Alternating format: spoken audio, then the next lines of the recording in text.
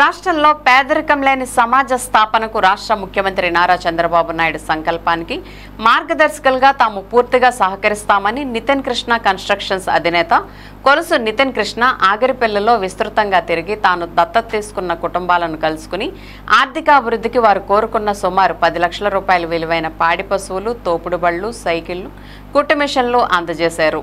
Phase 1గా మొదటి విడతలో 10 కుటుంబాలను ఇంటింటికి స్వయంగా వెళ్లి వారు కోరుకున్న 10 లక్షలతో ఉపకరణాలు అందుకున్న లబ్ధిదారుల మనోభావాలను విధంగా వ్యక్తం చేశారు.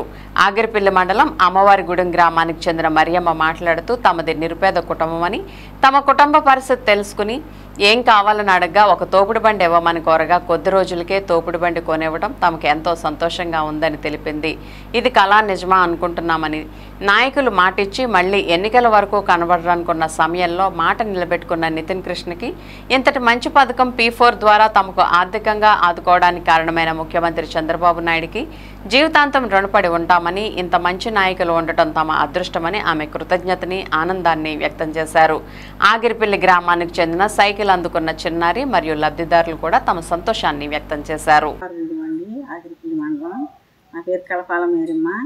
నితిన్ కృష్ణ గారు మాకు ఈ బండి ఇచ్చారు కూరగాయలు అమ్ముకోమని. బంగారు కుటుంబంలో నన్ను ఒక గుర్తింపుగా నన్ను తీసుకున్నారు. ఈ బండి ఇచ్చారు. ఈ బండి మీద నేను కూరగాయలు కొనసాగిస్తానని మీకు చెప్తున్నానండి. మాకు ఇచ్చినందుకు మీకు ధన్యవాదాలు.